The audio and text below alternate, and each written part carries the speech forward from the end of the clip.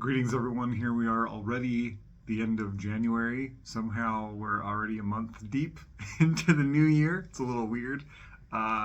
Q&A session. So every month around the 20th on my Patreon, I post out a call for folks to drop in their questions and then I answer them right here. So let's get started. We have a lot of really good ones this month. I'm going to try to get to maybe 4 or 5 of them, and then the rest I just answered directly. So first, Sharon, this is a fantastic question, and this question comes up a lot when I do facilitated workshops on like plant spirit communication, helping people learn to talk with plants, right? Communicate with plants. So Sharon asks, how do we know what's us and what's not us in these sort of downloads that we get from plants, or when we're in the green stream of gnosis, or when we're in a communicative space and we're dialoguing with a plant spirit or any other, non-human person that we might be talking with? How do we know we're not making it up? How do we know it's not coming from inside our own head? And the reality is we don't, right? And so this is why it's very important to have an understanding of the deeper mechanics of sort of communication that's not based on shared linguistics, right? So the way that I experience plant spirit communication, the way that I experience downloads, and the way that lots of other people talk about this too, is that the heart is our primary organ of perception, especially when we're reaching out beyond the human perspective and into the perspectives of otherness. So this means that when the plants communicate with us, they communicate heart to heart. And the heart, as an organ of perception, perceives that communication and takes it in the same way that our ears might take in the sound of words, or our eyes might take in visual cues, whether it's symbols or words or sign language or whatever. Our heart receives that information and interprets and processes it, and from there it sort of trickles up into the mind. And this is a very strange thing, but it's what happens, and people all over the world talk about this, and I have really dissected this in order to be able to teach it to people, in order to be able to talk about it, in order to be able to make sense of it for myself, that part of heart-to-heart dialogue is that the response that will come up for you is going to be based on your own internal language system. So you might be sitting with a plant and all of a sudden have a memory of a particular event that happened when you were a kid. Most people will immediately write that off as mind chatter. They'll say, oh, what in the hell? My mind is grasping at straws. Of course, this random memory is going to come up now when I'm trying to focus and have this meaningful experience, not realizing that that memory coming up is the meaningful experience, right? Everything that happens when we're in that communicative space is meaningful. Everything, every itch, every twinge of the body, every memory, every intrusive thought, every song that pops into your head, every phrase that you suddenly come up with, everything is meaningful. And if it's not, you'll work it out, right? But more often than not, it is meaningful, because the plant is communicating to your heart, and the heart as an organ of perception will draw on your own lexicon of symbolism that's meaningful to what the plant is saying. So when that memory from when you were a kid comes up, it's the plant communicating through that memory, saying, remember how this felt, or remember this situation, or remember how you were in this moment. That's the communication. So a bit of a tangent that I didn't mean to go on. What is us and what isn't us? I have found 2 things. First is, don't worry about it. Everything that comes up is relevant, so don't pick it apart, right? If something doesn't carry gravity, if it's not powerful, as you come out of the meditation or the communication and start exploring it, that stuff will fade away and something else will feel like the bigger communication, and then you just focus on that. So don't worry, don't stress yourself out picking it apart, because you'll end up kind of losing the magic of it, right? The other part of it, and I say this more as like a disclaimer than anything, because I don't think this really happens that much, is that even if you made all of it up in your own head, it's still always valuable, right? This is what I tell people. Even if that phrase that you got while you were sitting with that plant, you totally fabricated that in your own head, I guarantee you that that phrase in relationship to that plant is going to lead to medicine. It's going to lead to connection. It's going to lead to something, so it was helpful, right? So even if we are making it all up in our head, cool. That's fine. But again, I don't think that's what's happening. I think that the plants communicate through the heart as organ of perception. The heart draws on our internal lexicon, our internal bank of symbolism, and pulls up the thing that's the most relevant to what the plant's saying, whether that's a phrase in English that pops into our head, or something more abstract like a body sensation or a movement or a response from the space around us or a memory. All of it is relevant. So Sharon, thank you. Great question. One that so many people have. So it's very nice. Hannah is asking about plant spirits that can be helpful in dealing with suppressed grief. Very, very good question. And there are so many. In my practice, I work with a small materia medica, right? I work with the plants that I'm the closest to as a general rule these days. So I really think about suppressed grief.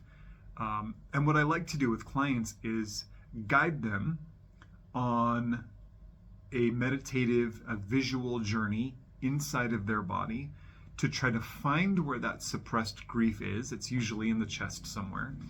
And ask them to tell me, what does it look like? If you were to touch it, what does it feel like? What color is it, right? And generally we get these really sticky, turbid, phlegmatic types of textures and responses from that stuck grief. It feels like it's phlegm stuck in the lungs.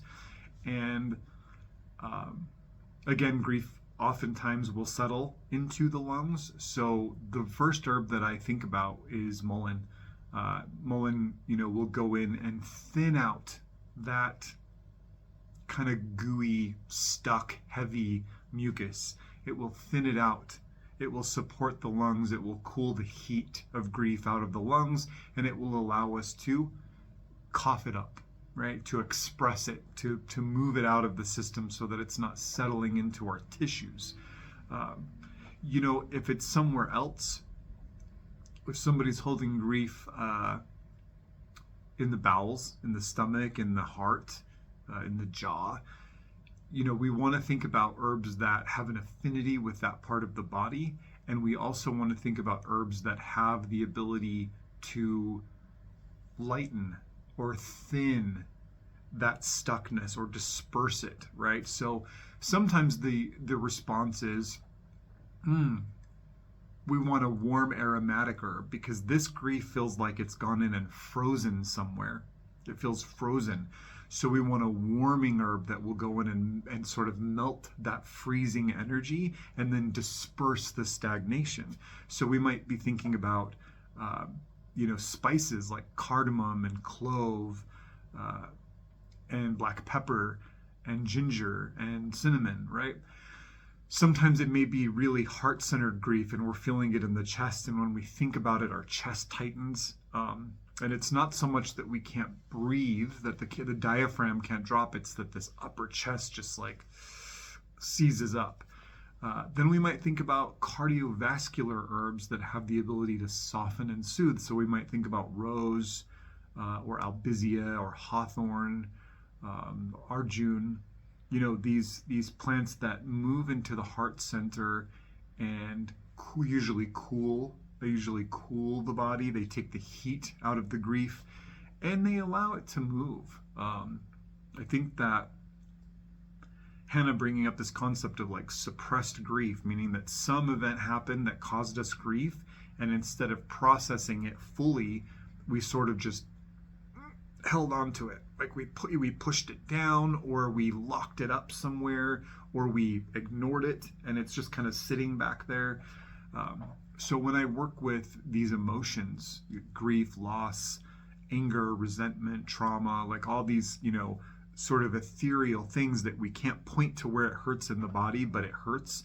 I like to do that journey of like, okay, well, where when we bring it up, when we call it up, where do you feel it in your body? Okay, that's going to tell us about some plants we could think of. When we dialogue with it, when we say, what does it look like? What does it feel like? What color is it? What does it feel like in your body when waves of grief wash over you? Do you get, cold and you want to bundle up and hide, or do you get hot and you got to roll the windows down and you got pins and needles? Where do you go? That's going to clarify which plants that we want to work with.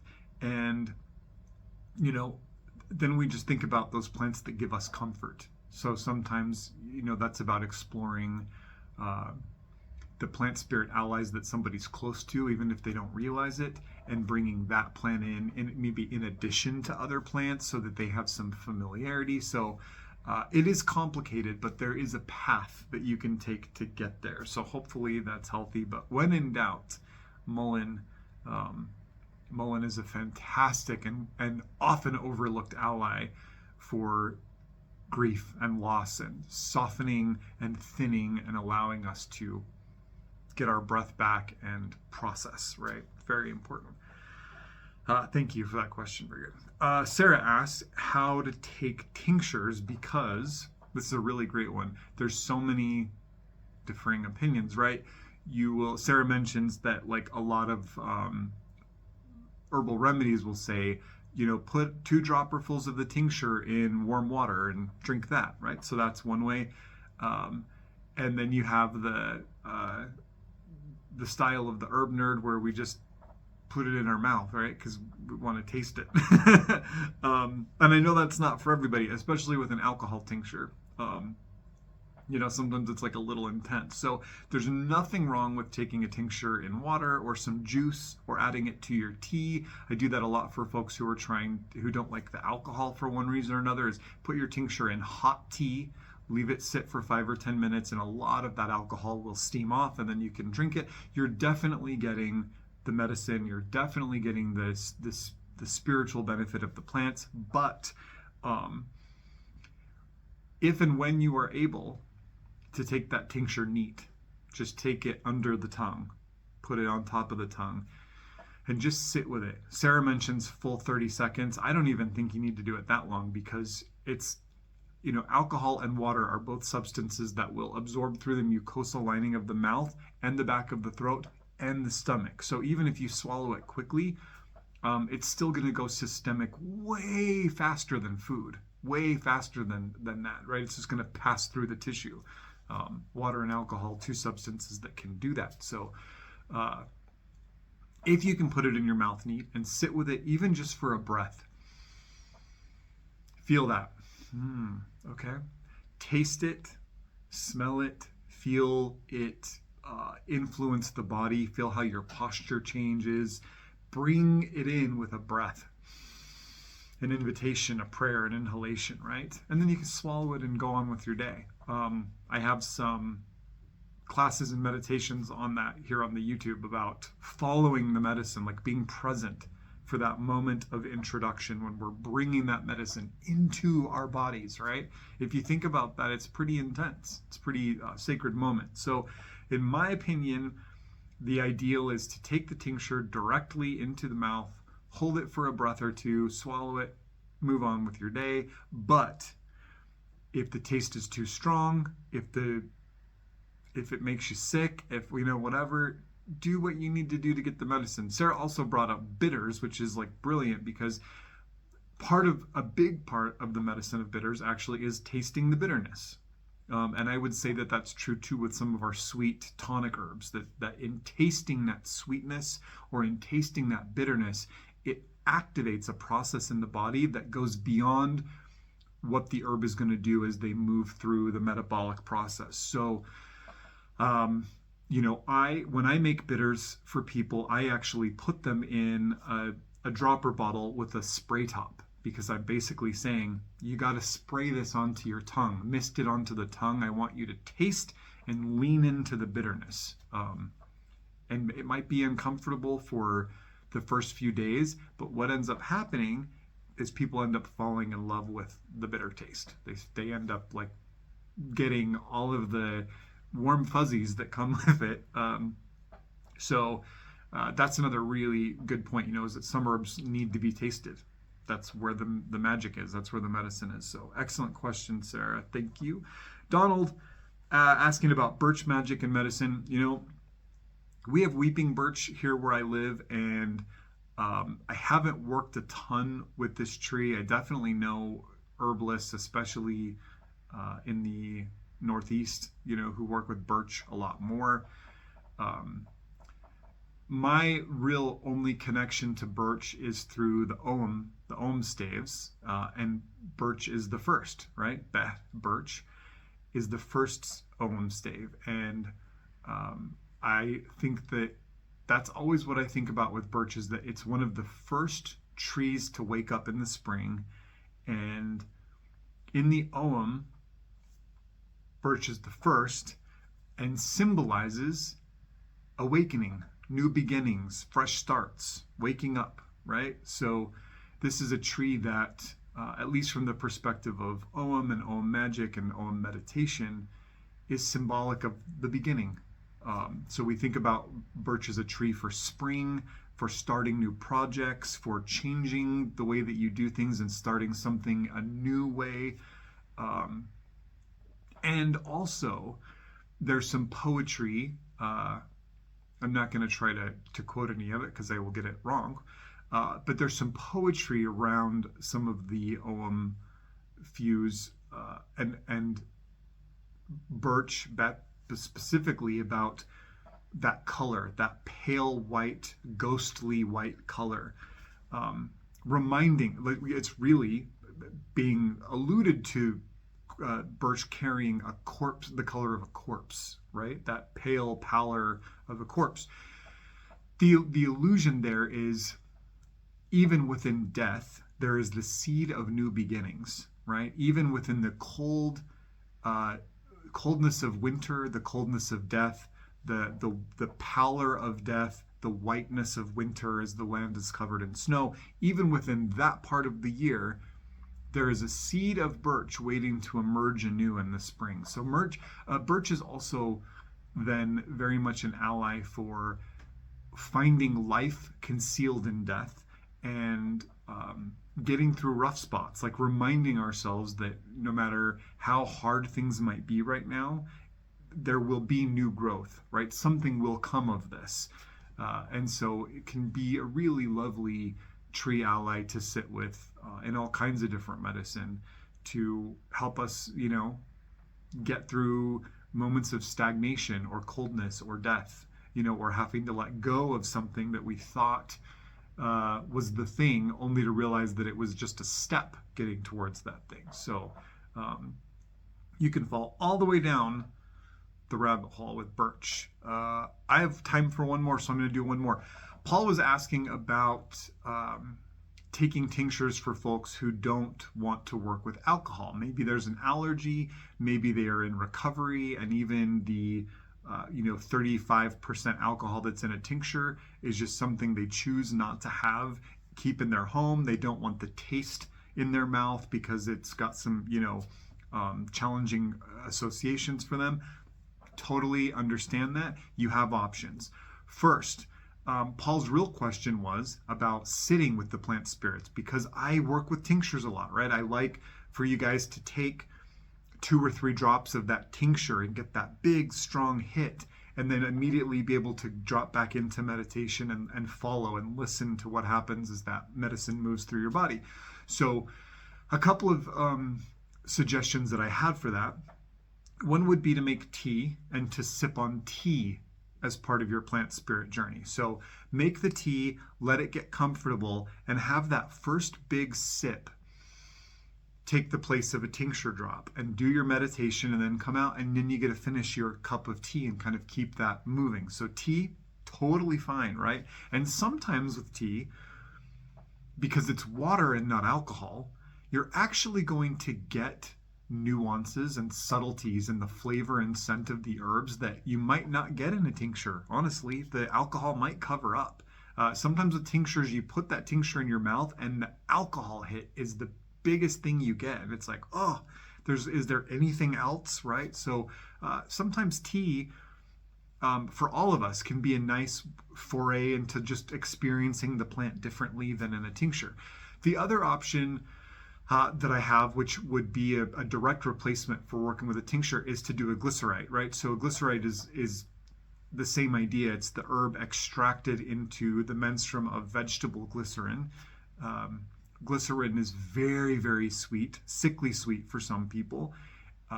So where the alcohol tinctures have that, strong, hot alcoholic kick, the glycerin has this very syrupy sweet taste, which again can also cover or mask some of the aspects of an herb. This is why I work with glycerites a lot for kids, because it just tastes sweet. So that's an option too. You'll have to train your taste buds to get through the sweetness to the herb. Glycerites also will go bad eventually. I like to keep them in the fridge, but opening and closing that bottle, if you get your finger in there or something, they can spoil, like they're not preserved. So I would say a year to 2 years max if you're keeping it in the fridge, maybe a little bit longer. And I don't like to make them, really. I really don't. If I have to give glycerites to clients, I point them online. Herb Farm does almost their whole line of simples of single individual herbs. They also do as glycerites. Vegetable glycerin is just syrupy and sticky, and it's a pain to work with. I'm a stickler for a clean tincture, and I can't get one very easily with a glycerite. I can't filter it through hemp fiber the way that I do my alcohol tinctures. So that's a case where if I have to work with glycerites, I just go to somebody who does it better than me and give them money and get my glycerite. They usually run about the exact same price as a regular tincture, so $12 to $15, not bad. But it's nice to have options. So for the plant spirit journeys, think about tea, think about having the herb available that you can just smell. It doesn't matter. It's just how you connect. Tinctures just allow us to get a nice internal visceral hit, and then there's always glycerites. So we'll wrap it up there. We're at just past the 20-minute mark where I like to stop. So thank you guys so much, as always, for your incredible questions, for thinking about this stuff, for inspiring me with ideas on classes and things that we can do together moving forward, and of course for being part of this vibrant community of folks exploring the magic and medicine of plants. I hope your January was a lovely start to the new year, and I hope that the months just keep getting better and better. Looking forward to all the good stuff in February. So with that, send you out with blessings of peace and plenty. I'll see you next month.